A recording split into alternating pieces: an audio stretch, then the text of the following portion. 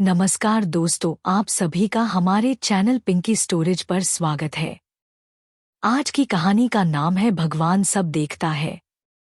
मैं एक छोटे से गांव की लड़की थी।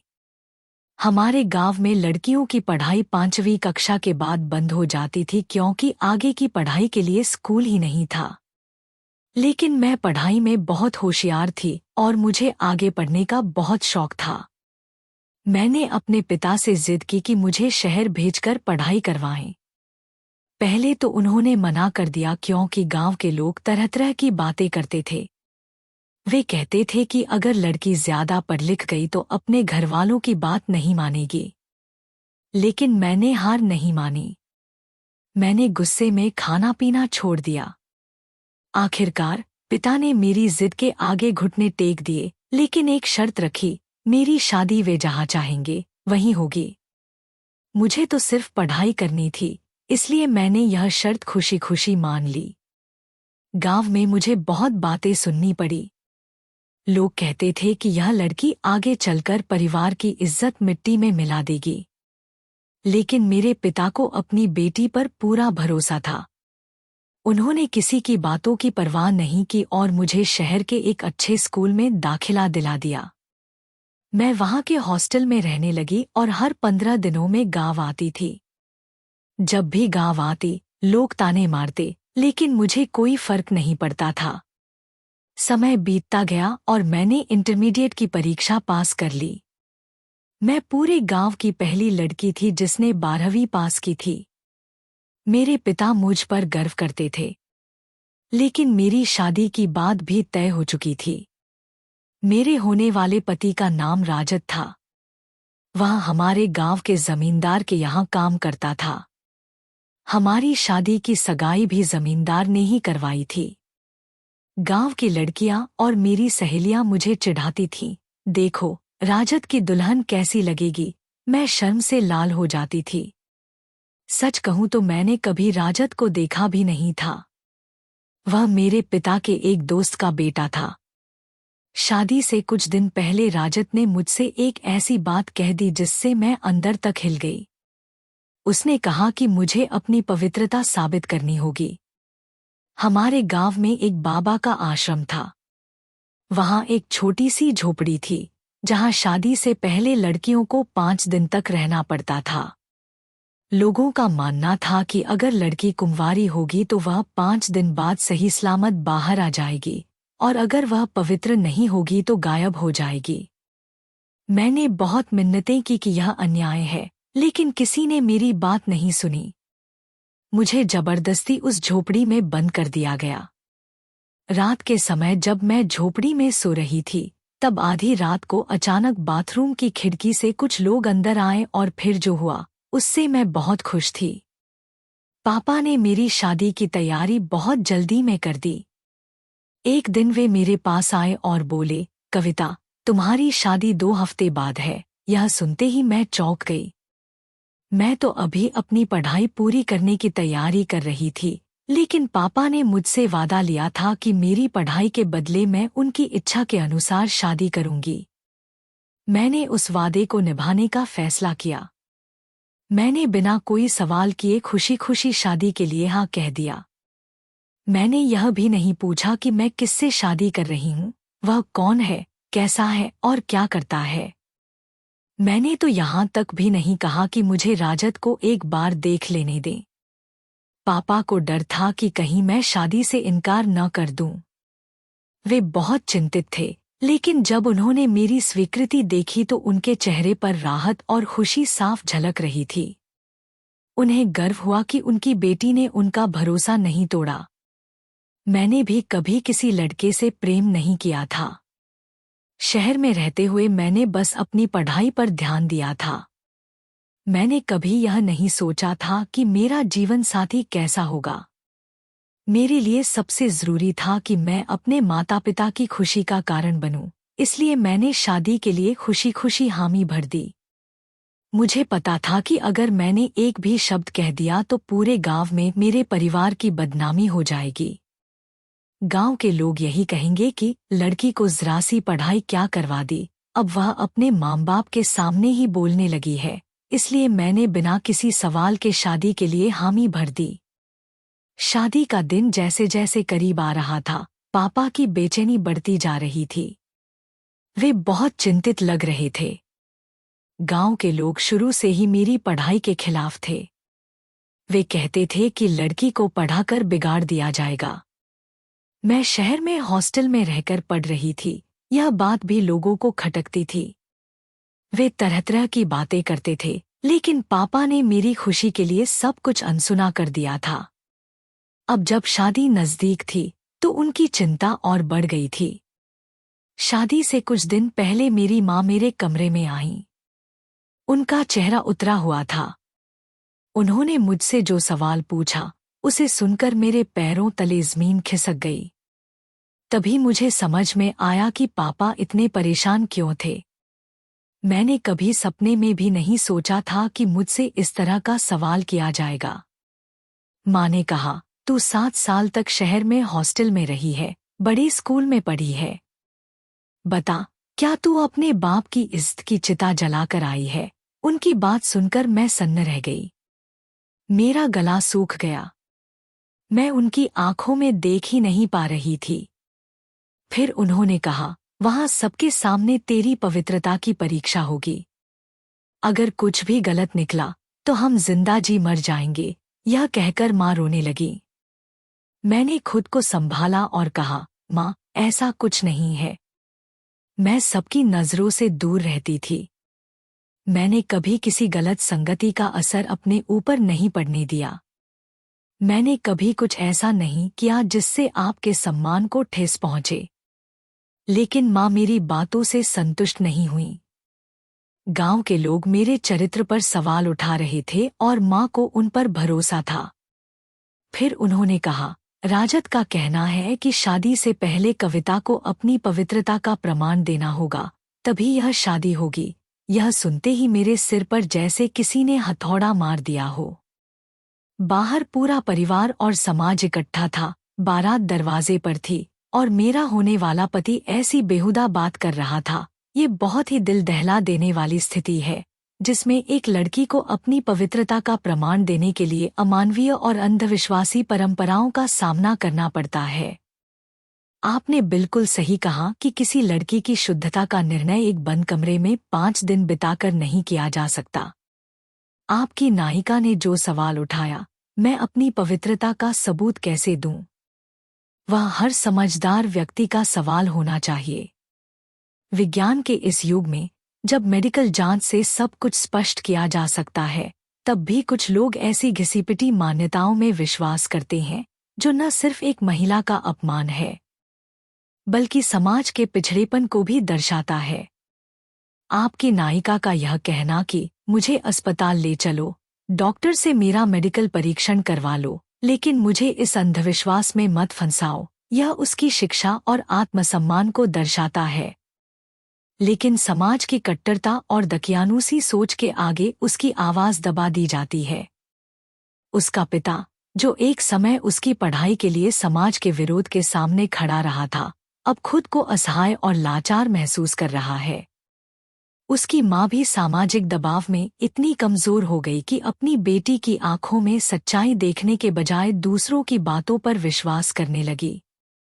सबसे दर्दनाक बात यह थी कि उसकी सास बनने वाली महिला ने तुरंत उसे दोषी ठहरा दिया। अगर यह लड़की सच में पवित्र होती, तो इसे इस परीक्षा से डर क्यों लगता? यह समाज की वह सड़ीगली मानसिकता है, जो किसी भी महिला को अपनी सफाई देने के लिए मजबूर कर देती है, जबकि पुरुषों से कभी कोई प्रश्न नहीं किया जाता। जब नायिका देखती है कि उसके पिता हाथ जोड़कर लड़के वालों से विनती कर रहे हैं और गांव के लोग उसके चरित्र पर उंगली उठा रहे हैं, तो वह खुद को असहाय महसूस करती है। वह समझ नहीं पाती कि उसकी शिक्षा, उसका आत्मसम्मान, उसकी सच्चाई, सब कुछ इतना बेकार क्यों साबित हो रहा है। इस पूरी घटना में सबसे भयावह बात यह है कि गांव के लोग और पंचायत भी इस अमानवीय परंपरा का समर्थन करते हैं। वे बिना सोचे समझे एक लड़की को जबरन उस कमरे में बंद करने पर अड़े हैं, जिसे वे पवित्र कमरा कहते हैं। लेकिन असल में यह कमरा सिर्फ निर्दोष लड़कियों को मानसिक और शारीरिक रूप से प्रताड़ित करने की एक कुप्रथा है। मैं अपने बारे में किसी और से बेहतर कैसे नहीं जान सकती? यह सवाल मेरे दिमाग में बार बार गूंज रहा था। जब मैंने सबके सामने उस अंधविश्वासी परंपरा को मानने से मना कर दिया, तो मेरे चरित्र पर ही सवाल उठने लगे। जैसे मेरा वहां जाना ही मेरे निर्दोष होने का प्रमाण होता। यह कितना अजीब था कि किसी को अपनी सच्चाई साबित करने के लिए खुद को एक बंद कमरे में बंद करना पड़े। लेकिन माँ बाप की बेपसी देखकर मैं भी मजबूर हो गई। जब पंचायत बैठी तो उन्होंने मेरी कोई बात नहीं सुनी। मेरा फैसला मेरे बिना ही कर लिया गया। मुझे 5 दिन जंगल के उस आश्रम में बिताने होंगे। मुझे समझ नहीं आ रहा था कि जिस राजद से मैं शादी करने जा रही थी, उसकी सोच इतनी तुच्छ कैसे हो सकती थी। क्या यही मेरा भविष्य था, एक ऐसे आदमी के साथ जो मुझे समझने की बजाय मुझे परखने चला था। मैं अपने शादी के जोड़े से बाहर आई और सामान्य कपड़े पहन लिए, पर मेरा दिल भारी था। मैं मन ही मन सोच रही थी कि यह कैसी परीक्षा है। जब मैं आश्रम पहुंची तो मुझे एक छोटे से बंद कमरे में धकेल दिया गया। यह एकदम अंधेरा था, न कोई रोशनी, न कोई खिड़की, बस एक पुराना पलंग। मैं उस पर बैठकर फूट फूट कर रोने लगी। यह कैसा न्याय था? यहाँ कितनी निर्दोष लड़कियां आकर बंद हो चुकी थीं। मैंने बचपन से यह क्रूर परंपरा देखी थी, लेकिन कभी नहीं सोचा था कि एक दिन मुझे भी इसका शिकार बनाया जाएगा। कमरे के बाहर मेरे लिए 5 दिन का भोजन रख दिया गया था, लेकिन जब मैंने टोकरी से कपड़ा हटाया तो उसमें सिर्फ कुछ फल रखे थे। यहाँ तक कि पंखे का भी कोई स्विच नहीं था। कमरे में एक गहरा अंधेरा था, एक बाथरूम था, लेकिन वहां भी रोशनी की कोई व्यवस्था नहीं थी। यह एक सुनसान जंगल था, जहां किसी भी वक्त जंगली जानवर आ सकते थे। मेरी आंखों में डर समा गया। मैंने दीवारों को टटोलकर समझने की कोशिश की कि कहीं से कोई रोशनी आ रही है या नहीं, लेकिन कमरे में कोई खिड़की नहीं थी। बस एक भारी लोहे का दरवाजा था, जिसे मैं चाहकर भी नहीं खोल सकती थी। मैं वापस पलंग पर आकर बैठ गई, लाचार और असहाय।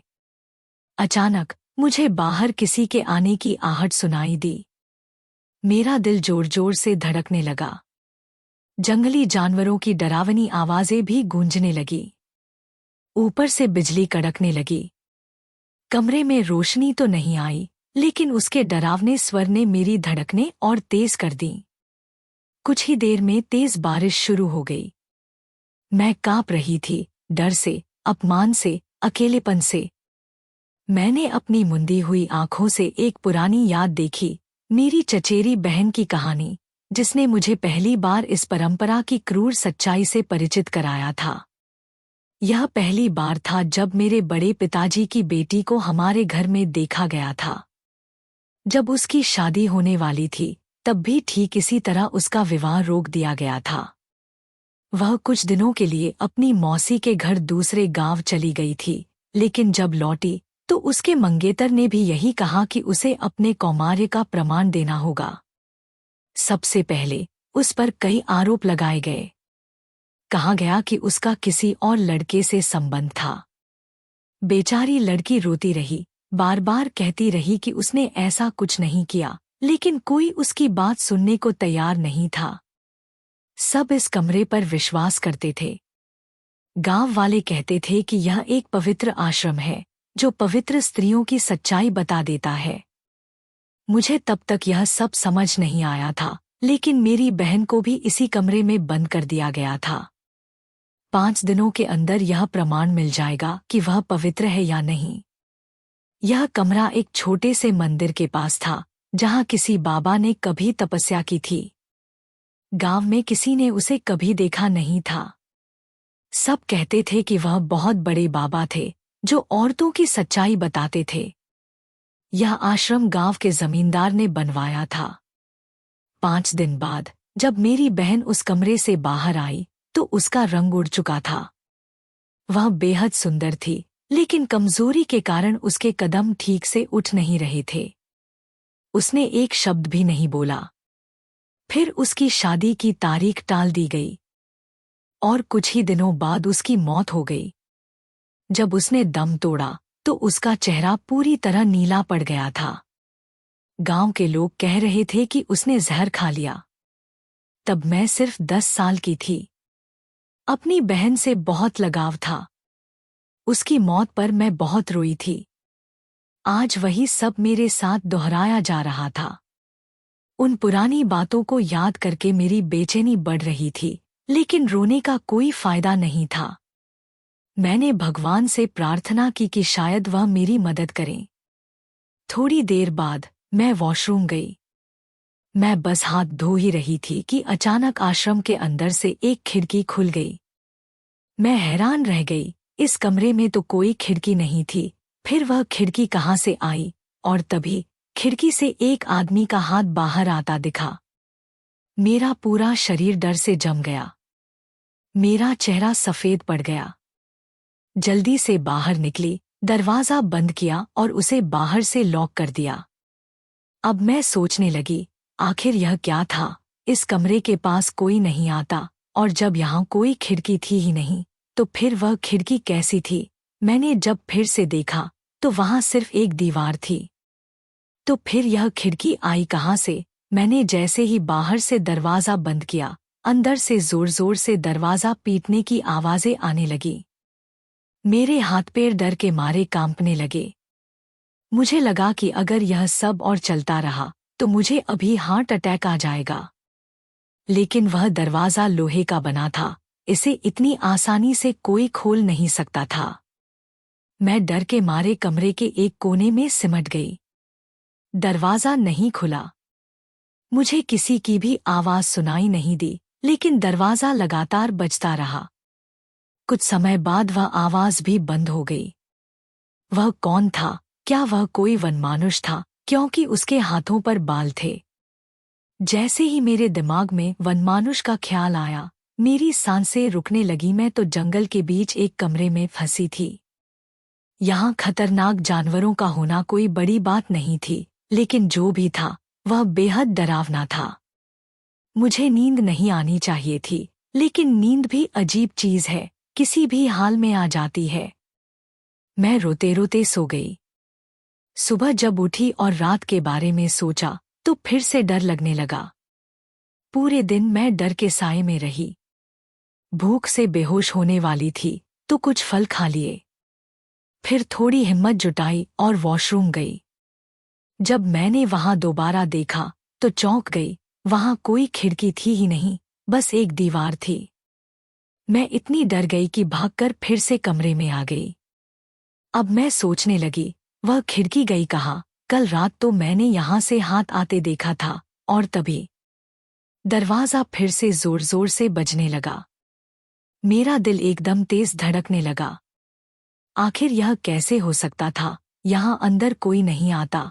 फिर यह कौन था जो रात को बार बार दरवाजा पीटता था? मुझे ऐसा लगा जैसे कोई दरवाजा तोड़ ही देगा, लेकिन दरवाजा लोहे का था, इतनी आसानी से खुलने वाला नहीं था। मैंने दरवाजा नहीं खोला और न ही कोई आवाज निकाली, मानो मैं कमरे में थी ही नहीं। यह इस आश्रम में मेरी दूसरी रात थी। आधी रात को फिर कोई दरवाजा पीटने लगा। पूरे दिन वहां से कोई आवाज नहीं आई थी, लेकिन रात को अचानक यह सब हो जाता था।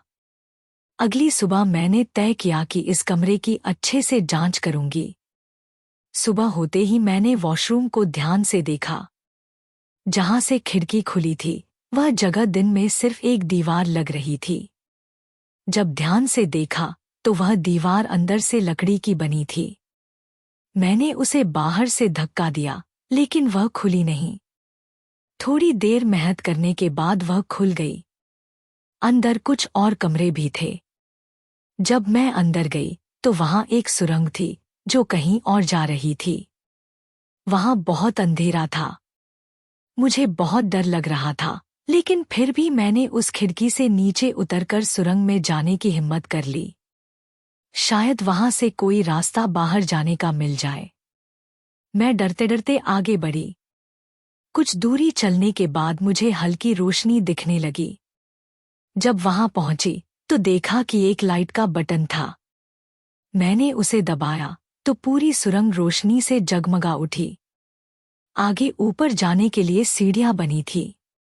मैंने धीरे धीरे उन सीढ़ियों पर चढ़ना शुरू किया। जब सबसे ऊपर पहुंचकर दरवाजा खोलने की कोशिश की, वह दरवाजा नहीं खुला। मैंने बहुत मेहनत की, तब जाकर वह दरवाजा खुला। यह आश्रम का एक कमरा था, जहां आश्रम में आए दान दक्षिणा के सामान रखे जाते थे। जब मैं उस कमरे में पहुंची तो हैरान रह गई। मैं आश्रम के अंदर आ चुकी थी, लेकिन वहां कोई नहीं था। मैं बहुत थक चुकी थी, पर एक सवाल दिमाग में घूम रहा था। आखिर यह सुरंग झोपड़ी से आश्रम तक क्यों बनाई गई थी और इसे किसने बनाया था? उस कमरे का दरवाजा अंदर से बंद था और ताला लगा था, इसलिए कोई बाहर नहीं आ सकता था। वहां सिर्फ दान का सामान था, इसलिए मैं किसी को मदद के लिए बुला भी नहीं सकती थी। तभी मुझे एक डरावना ख्याल आया। अगर किसी ने मुझे उस झोपड़ी के बाहर देख लिया तो वे मेरे माता पिता को मार डालेंगे। तभी मुझे किसी के कदमों की आहट सुनाई दी। मैंने फौरन सुरंग का दरवाजा बंद किया और वहां रखे बक्सों के पीछे छुप गई। अब मेरे मन में एक ही डर था, अगर इन लोगों ने मुझे देख लिया तो मेरी सारी मेहनत बेकार चली जाएगी। तभी 3 लोग अंदर आए। उन्हें देखकर मेरी हालत खराब हो गई। कमरे में अंधेरा था, इसलिए मैं उनके चेहरे ठीक से नहीं देख पाई।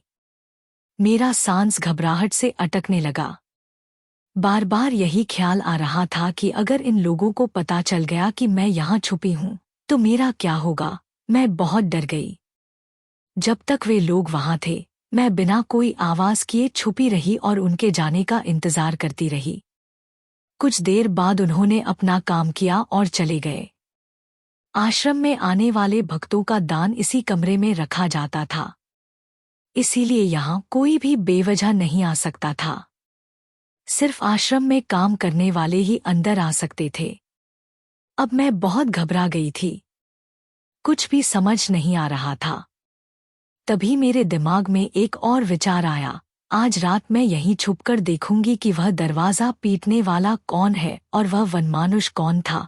अब मेरे पास यही एक मौका था, क्योंकि मैं इस कमरे से बाहर नहीं जा सकती थी। दरवाजा बंद था। थोड़ी देर बाद मैंने एक आदमी को देखा। वह गांव का जमींदार था और उसके साथ पंचायत का एक आदमी था। वह बहुत दयालु इंसान था।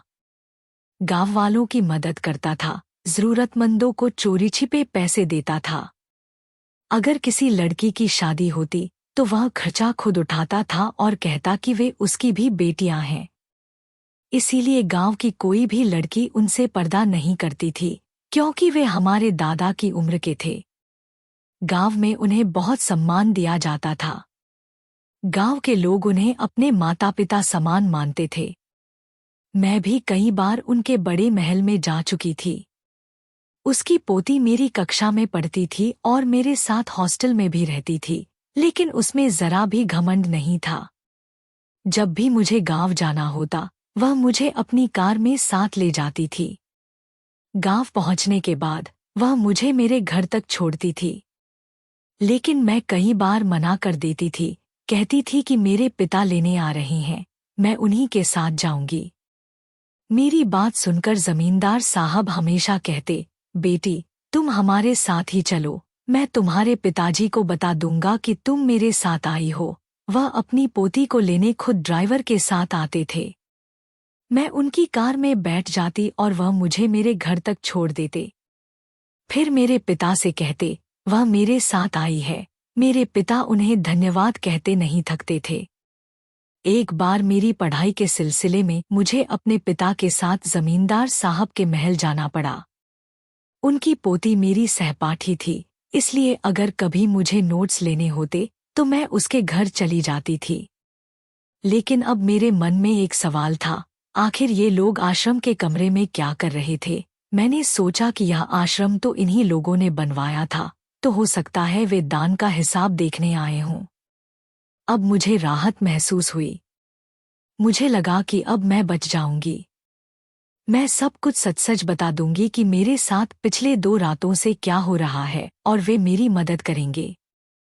लेकिन फिर जो मैंने देखा उसे देखकर मेरे पैरों तले जमीन खिसक गई। वे लोग सुरंग का दरवाज़ा खोल रहे थे।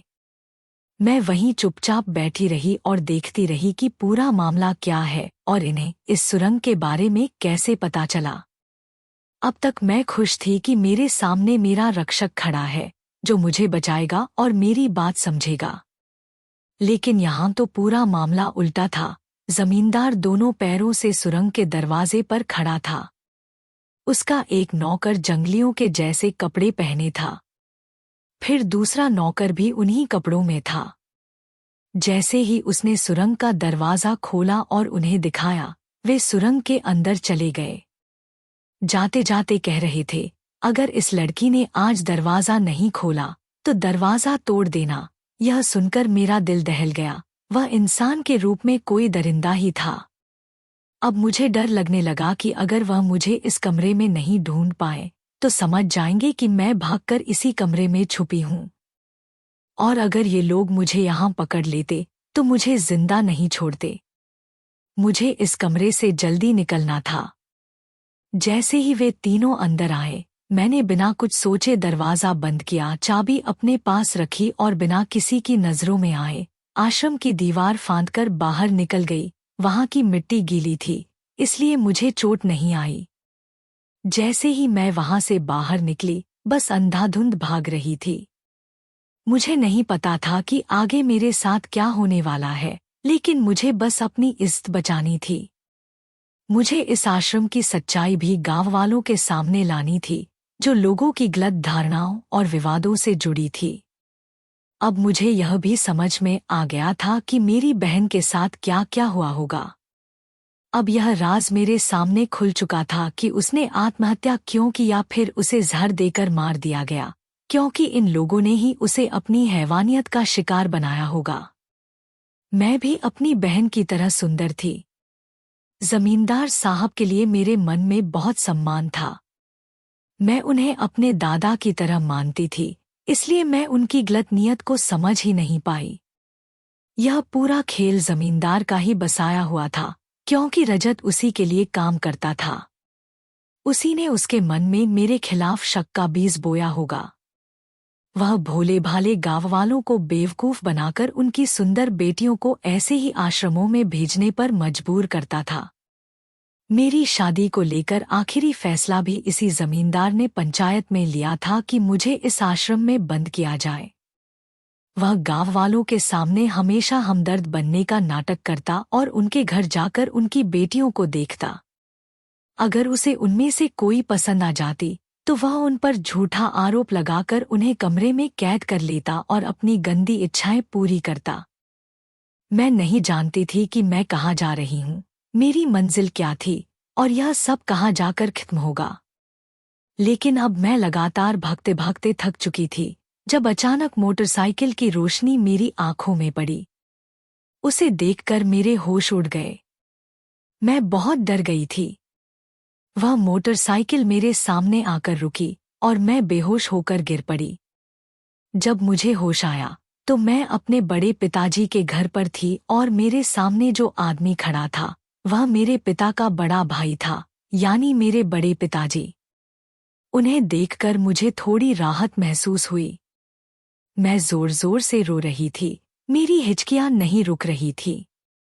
उन्होंने मुझे पानी पिलाया और पूछा, बेटी तुम वहां कैसे पहुंची? तुम तो आश्रम में थी। फिर उन्होंने कहा, चलो मैं तुम्हें चुपचाप वापस वहां छोड़ आता हूँ। किसी को पता भी नहीं चलेगा कि तुम बाहर गई थी और तुम्हारे पिता की इज्जत भी बच जाएगी। लेकिन मैं और ज्यादा डर गई और फूट फूट कर रोने लगी। मैंने डरते डरते उन्हें सब कुछ बता दिया कि मेरे साथ वहां क्या हुआ, कैसे मैं उस झोपड़ी के अंदर से सुरंग के रास्ते बाहर आई और कैसे वह जमींदार अपनी हवस मिटाने के लिए गांव की लड़कियों को फंसाता था। शुरुआत में उन्होंने मेरी बात पर यकीन नहीं किया, लेकिन जब मैंने उन्हें बताया कि यही जमींदार दीदी के साथ भी गलत काम कर चुका था और इसी कारण उसने जहर खाकर जान दे दी, तो वे भी सन्न रह गए। मैं रोते हुए चिल्लाकर बोली, बड़े पिताजी, दीदी तुम्हारी अपनी बेटी थी। उसी के साथ भी यही हुआ था। यह सुनकर वह भी फूट फूट कर रोने लगे। फिर गुस्से में कांपते हुए बोले, इस दरिंदे ने मेरी बेटी के साथ क्या क्या नहीं किया होगा कि उसने जान देने तक का फैसला कर लिया। हम इसे माँ बाप की तरह मानते थे और इसकी नज़र हमारी बेटियों पर थी। लेकिन अब मैं तुझे कुछ नहीं होने दूंगा। उन्होंने मुझे छुपकर रहने को कहा और ताकीद दी कि मैं किसी को भी यह न बताऊं कि मैं यहाँ हूँ। फिर बोले, अब हम इसकी सच्चाई सबके सामने लाएंगे, इसे इसकी करतूतों की सजा दिलवाएंगे और गांव की बेटियों को इस दरिंदे से बचाएंगे। यह सुनकर बड़े पापा ने मुझे खाना खिलाया और कमरे की बत्ती बंद करके बोले, बेटी तुम आराम करो और यहीं छिपकर रहो। इतना कहकर वे पिताजी के पास गए और बोले, चलो बेटी की खबर लेते हैं, देख ले कि वह ठीक तो है। पिताजी बहुत चिंतित थे, वे अभी भी मेरे बारे में सोचकर घबरा रहे थे। माँ भी कहने लगी, हाँ जाओ देख आओ कि बेटी कैसी है। लेकिन माँ को डर था कि अगर किसी ने देख लिया तो बात फैल जाएगी और मुसीबत खड़ी हो जाएगी। तब बड़े पापा बोले, रात के अंधेरे में कौन देखेगा, हम चुपचाप जाएंगे और चुपचाप लौट आएंगे। फिर दोनों धीरे धीरे चलते हुए आश्रम की ओर बढ़े और पिछले दरवाजे से अंदर घुस गए बिना किसी को दिखे। वे सीधा उस झोपड़ी तक पहुंचे जहां मुझे रखा गया था और वहां खड़े होकर मुझे पुकारने लगे। उस समय जमींदार अपने 2 नौकरों के साथ झोपड़ी में मौजूद था। उसने दीवार तोड़कर अंदर जाने का रास्ता बना लिया था। जैसे ही पिताजी और बड़े पापा की आवाज आई, भीतर सन्नाटा छा गया। पिताजी घबरा गए जब मेरी ओर से कोई जवाब नहीं आया। तब बड़े पापा ने उन्हें समझाया, शायद बेटी सो रही होगी, चिंता मत करो। लेकिन भीतर जमींदार और उसके आदमी उनकी आवाज सुनकर सहम गए थे। वे एकदम चुपचाप बैठे रहे। तभी बड़े पापा को एक तरकीब सूझी। उन्होंने सोचा कि अगर शोर मचाया जाए तो लोग इकट्ठा हो जाएंगे और इन दरिंदों को रंगे हाथों पकड़ा जा सकता है। यही सोचकर वे तेजी से आश्रम के अंदर गए और जोर जोर से चिल्लाने लगे, शैतान हमारी बेटी को उठा ले गया। उनकी आवाज सुनकर आश्रम के लोग वहां जमा हो गए। सभी पिताजी को घेरकर कहने लगे, देखिए बेटी को बाहर भेजने का यही अंजाम होता है। लेकिन पिताजी की आंखों में सिर्फ मेरी चिंता थी। वे रोते हुए बोले, मेरी बेटी की कोई आवाज नहीं आ रही, भगवान के लिए दरवाजा खोलो। आश्रम के लोग हड़बड़ा गए और दरवाजा पीटने लगे। जब भीतर से कोई आवाज नहीं आई तो उन्होंने दरवाजा तोड़ डाला। जैसे ही अंदर घुसे, उन्होंने देखा कि दीवार टूटी हुई थी और जमींदार वहां पहले से नहीं था। वह भाग चुका था, लेकिन उम्र अधिक होने के कारण वह पूरी तरह से बाहर नहीं निकल पाया था। वह उस सुरंग में अटका हुआ था। लोगों ने जब उसे सुरंग में फंसा देखा तो सभी हैरान रह गए। अब सच्चाई सामने आने लगी थी। लोग उस पर सवालों की बौछार करने लगे, तो यहाँ क्या कर रहा है? यह दीवार क्यों टूटी है? तेरे साथ ये आदमी कौन है? लेकिन जमींदार के पास इन सवालों का कोई जवाब नहीं था। लोगों ने जब उसके नौकरों को अजीब कपड़ों में देखा तो उन्हें समझ आ गया कि यह जगह अनजाने में नहीं, बल्कि साजिश के तहत बनाई गई थी ताकि गांव की लड़कियों को यहाँ लाकर कैद किया जा सके। फिर तुरंत पुलिस को बुलाया गया। पुलिस ने पूरी जगह की जांच की और जमींदार को गिरफ्तार कर लिया। सभी लोग मुझसे मिलने के लिए बेचैन थे, लेकिन उन्हें लगा कि जमींदार ने मेरा कत्ल कर दिया और मेरी लाश कहीं छिपा दी होगी। पुलिस ने उसे अपहरण और अन्य गंभीर अपराधों के तहत जेल में डाल दिया। पिताजी रो रहे थे और बहुत बुरी हालत में थे, यह सोचकर कि बेटी आखिर कहाँ चली गई। उनकी आंखों में बेचैनी और दिल में हजारों सवाल थे। तभी बड़े पापा ने उन्हें संभालते हुए कहा, भाई साहब घबराओ मत, बेटी घर पर है और बिल्कुल ठीक है। यह सुनकर पिताजी की आंखों में चमक आ गई, जैसे उनकी बुझी हुई आशा फिर से जल उठी हो। सभी लोग भागते हुए बड़े पापा के घर पहुंचे और जब मुझे सुरक्षित देखा तो उनकी जान में जान आई। माँ ने दौड़कर मुझे गले लगा लिया और मेरे आंसू उनकी साड़ी में समा गए। पूरे गांव में खबर फैल गई कि मैं सुरक्षित लौट आई हूँ। सभी मुझसे मिलने आए और मेरी आपबीती सुनकर दंग रह गए। उसी समय राजद भी घर पहुंच चुका था और उसकी आंखों में पछतावे की लकीरें साफ नजर आ रही थी। उसने मेरे और मेरे परिवार के सामने सिर झुकाकर माफी मांगी। उसने स्वीकार किया कि जमींदार ने ही उसके मन में मेरे चरित्र को लेकर गलत बातें भरी थी। उसी ने राजद और उसके परिवार के दिमाग में शक का जहर घोल दिया था, जिससे यह सब हुआ। उसने कहा, मुझे माफ कर दो, मैंने तुम्हें गलत समझा। मैं जमींदार के बहकावे में आ गया और अपने प्यार, अपनी सगाई, सब पर संदेह कर बैठा। मेरी आंखों में आंसू थे, पर अब नफरत की जगह एक अजीब सी शांति थी।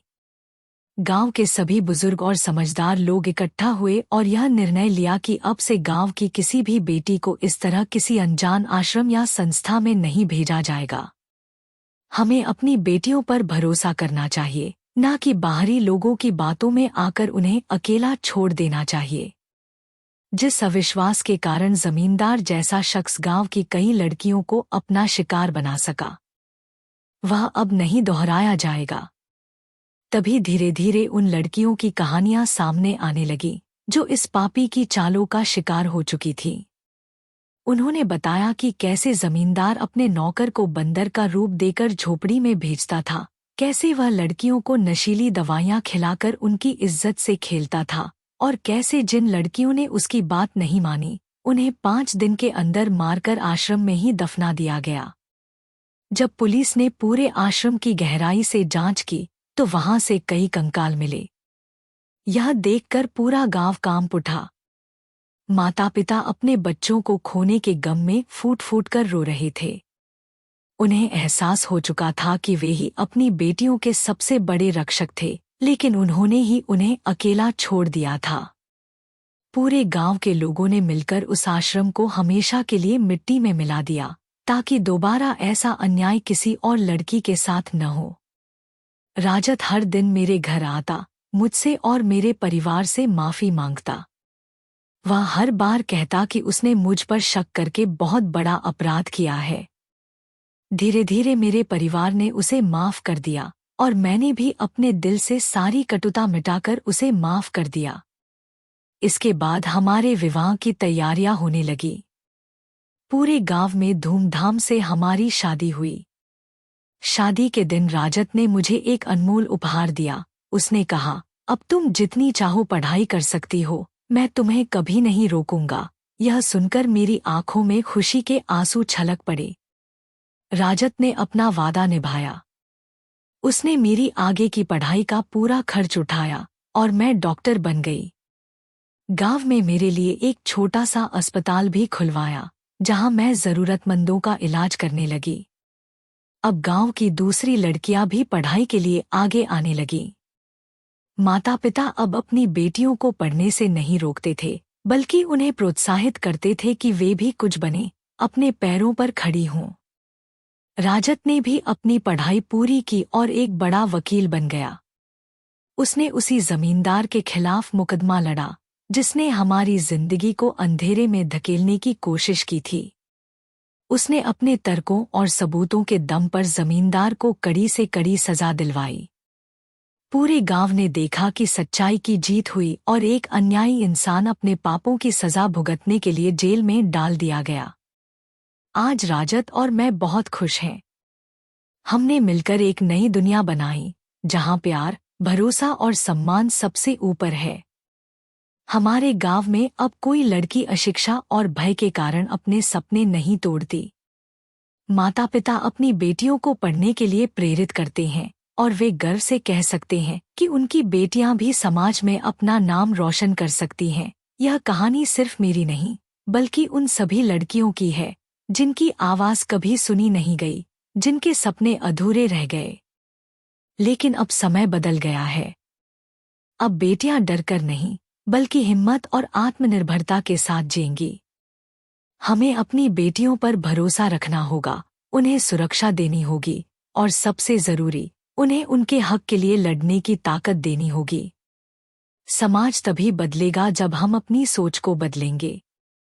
अगर हर पिता, हर भाई, हर पति अपनी बेटियों और बहनों के सपनों की उड़ान में उनके पंख बने, तो कोई भी शक्ति उन्हें रोक नहीं सकती। दोस्तों, अगर आपको हमारी वीडियो पसंद आई हो तो लाइक करें और अपने दोस्तों रिश्तेदारों में ज़रूर शेयर करें। और अगर आप हमारे चैनल पिंकी स्टोरेज पर नए हो तो चैनल को ज़रूर सब्सक्राइब करें। और दोस्तों, आपको हमारी कहानी कैसी लगी कमेंट करके ज़रूर बताएं। धन्यवाद।